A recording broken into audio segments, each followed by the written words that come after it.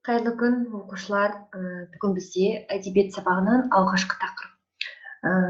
Алдыңғы кіріспе сабақта мен сендерге айтқанымдай, Ерлан Жүністің «Менің атым тәуелсіздік» атты шығармасын бастаймыз. Жалпы осы 4-ші тоқсандағы авторлардың бірі, алғашқысы осы Ерлан Жүніс. Қазіргі қазақ әдебиетінде өзіндік орны бар.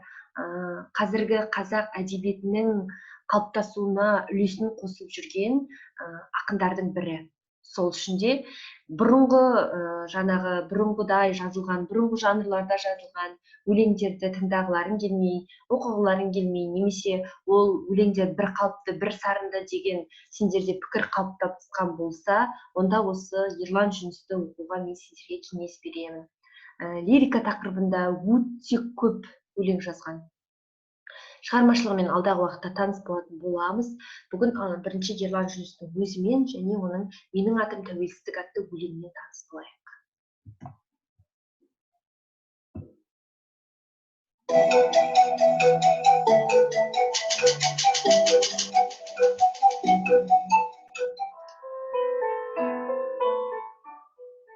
Боз.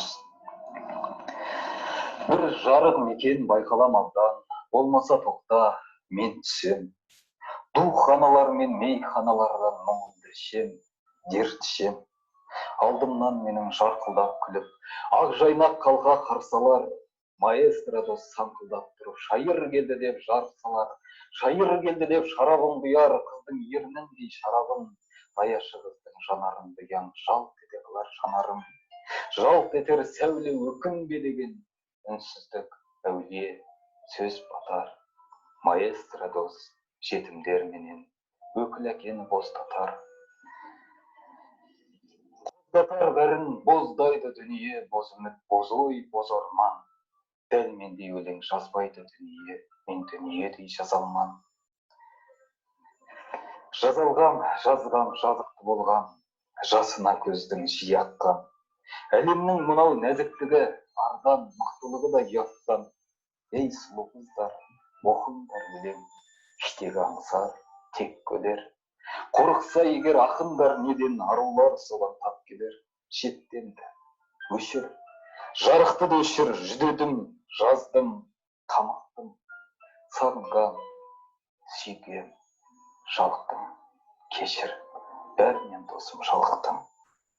Жүректің қанын қотарып іштім, көтеріп іштім көз жасын.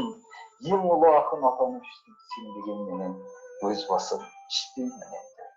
Мейханалардан алып кет алыс жолдарға.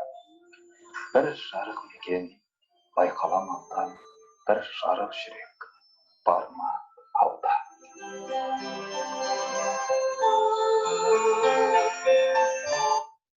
Яғни бұл бізде Ерлан Жүністің өзінің өлең оқыған видеосын мен не үшін қойдым? Негізінен ақындар туралы мынадай бір қызық дерек бар. Өлең жазатын ақындар, осындай әсіресе атақты, жаңағыдай өлең көп жазатын ақындар өз өлеңдерін ешқашан жаттай алмайды екен. Сөзін ешқашан жаттай алмайды екен. Атақты деген ақындардың ішінде өз өлеңдерін түгелімен жатқа білетін бір ғана ақын бар деседі, оның аты Мұхтар Шаханов. Енді Ерлан Жүніске оралсақ, бүгінгі бізде өтетін Ерлан Жүністің осы тәуелсіздік тақырыбындағы «Менің атым тәуелсіздік» атты өлеңін өтетін боламыз. Ертең біз сабақ кезінде, зумның кезінде мына сұрақтарды талдаймыз. Балалар, осыған дұрыстап мән беріңдер. Тәуелсіздік сөзін қалай түсінесің? Яғни мағынасы қандай?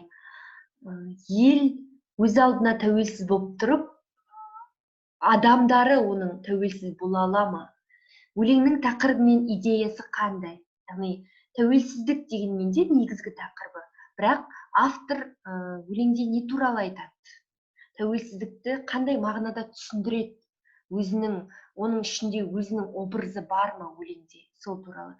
Және идеясы қандай? Оның бізге айтқысы келген нәрсесі не? Бізді жаңағы шақырғысы келген нәрсесі не? соны талдаймыз. Және үшіншісі тәуелсіздік ше, ол менің тегім, ұлдарым оны дарыттым деген жолдарда автор не айтқысы келді. Яғни мына өлең жолы осы өлеңнің ішінде кездеседі. Осы өлеңнің, осы жолдардың мағынасы қандай? Сол туралы білу керексіздер. Енді қазір бірінші біз өлеңнің видео нұсқасымен таныс болайық. Сіздерге көрсетейін. Ерлан Жүністің осы менің атым тәуелсіздікті өзінің оқыған версиясы бар екен. Бірінші жаңағы мазмұнына, өлеңнің жанрына талдау жасамас бұрын өлеңнің негізгі мазмұнымен танысып алайық.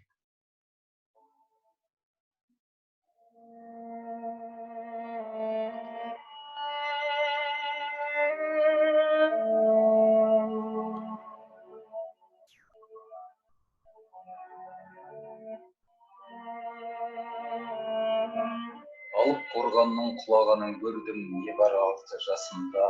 Алып тұлғалар жылағанын көрдім бастарын сүйеп ғасырға.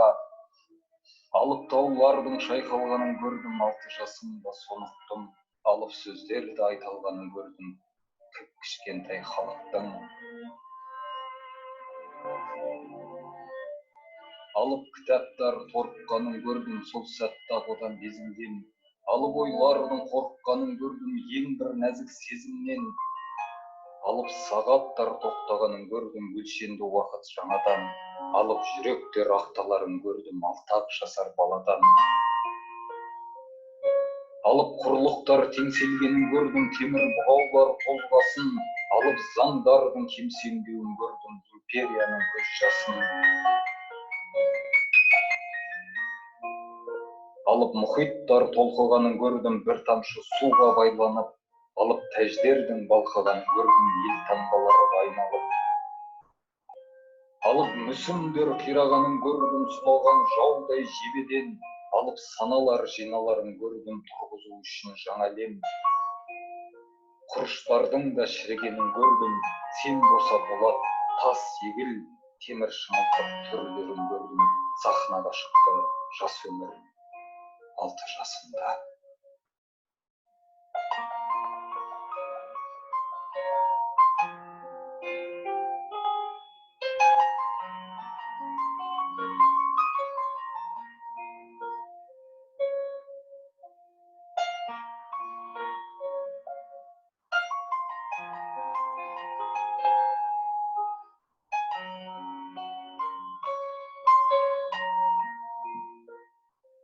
Ол дүние күрсінгенде пайда болған ақын. Сондықтан да өзін бәріне кінәлі, жазықты сезінеді. Әлемнің бір бұрышындағы әділетсіздік те, ғаламдағы ғадауаттар да жүрегін сыздатып, аш жүректерді тойындырғысы, жалаңаштарды киіндіргісі келеді. Ол өлеңнің нәзіктігін, әлемнің сұлулығын, сөздің шыншылдығын, сұлулардың көз жасын, сәбилердің тыныштығын күзететін қарауыл. Теңіздің толқыны, қараша тұманы, сәуірдің жаңбыры, найзағай жарқылы, барлығы дерлік оның жыр жазатынынан хабардар. Оның өзіндік әлемі бар.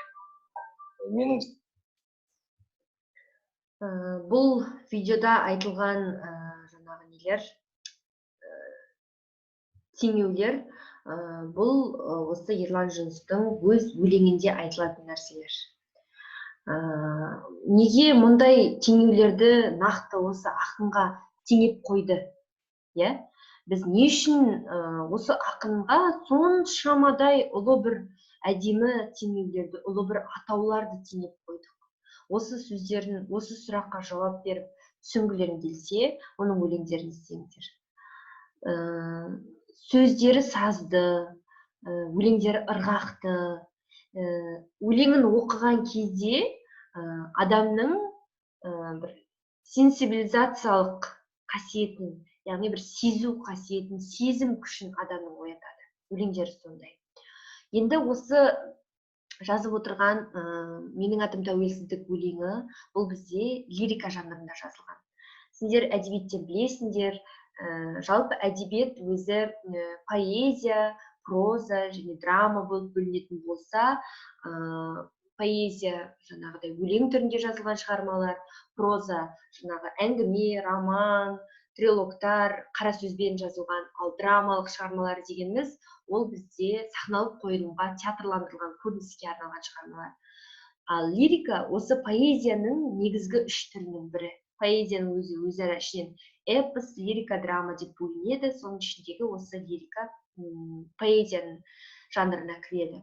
Көлемі жағынан эпосқа қарағанда әлдеқайда ықшам, қат-қабат оқиғалы сюжеті жоқ, одан гөрі отты сезім басымдау, композициясы бас-аяғы жинақы бір алуан ойға құрылады.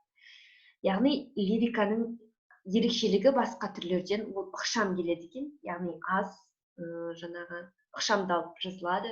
Оның ішінде бір сюжет оқиға болмайды, оның ішінде оқиғадан гөрі адамның сезімі басым болады. Лириканы идеал тақырыптық негізіне топтап бірнеше салаға бөлу орынды дейді. Саяси лирика, философиялық лирика, табиғат лирикасы, махаббат лирикасы, азаматтық лирика. Яғни бұлардың барлығы лириканың тақырыбы жағынан бөлу. Саяси лирика дегеніміз ол осы саясатқа қатысты, елге, туған жерге қатысты, азаматтық лирикада соған ұқсас болып келеді.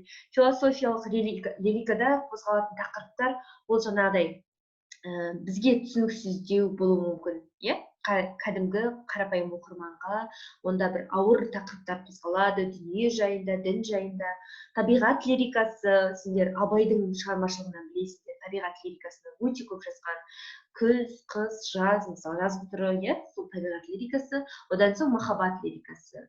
Ананың баласына деген махаббаты, баланың анасына деген махаббаты, қыз бен жігіт арасындағы махаббат, елге деген махаббат, яғни махаббат лирикасында жазылған шығармалар. Осы кімнің Ерлан Жүністің «Менің атым тәуелсіздік» шығармасы бұл бізде саяси лирика және немесе азаматтық лирикаға жатады. Себебі бұл жерде отанға деген махаббат, отанға деген күш-қуат, сезім көрсетілген. Лириканың ерекшелігі, оны оқыған кезде біз автордың қандай күйде болғандығын білеміз. Оның қандай сезінгенін білеміз. Лириканың ерекшелігі сол. Енді балалар үйге тапсырма, мынаны дәптерге жазасыздар, маған жіберудің қажеті жоқ. Мынау өлеңде берілген жолдар, осының ішінде қарамен жазылған сөздердің мағынасын түсініп жазып алыңыздар. Алып сөздерді айтылғанын көрдім ат төбеліндей халықтың дейді. Бұл жерде алып сөз деген қандай сөз? Халықтың алып сөз айтқанын көрдім дейді. Яғни не туралы айтқанын көрдім. Ат төбеліндей халық, ат төбеліндей деген мағына. Аңыз ұнаған жаралған күннен ұл жайлы, жаралған күннен ұл, күннен жаралған ұл, бұл кім ұл, қай ұл, ұлт па бұл, бір адамды айтып тұр ма, әлде бір халықты айтып тұр ма, бұл не туралы? Тәуелсіздік ше, ол менің тегім.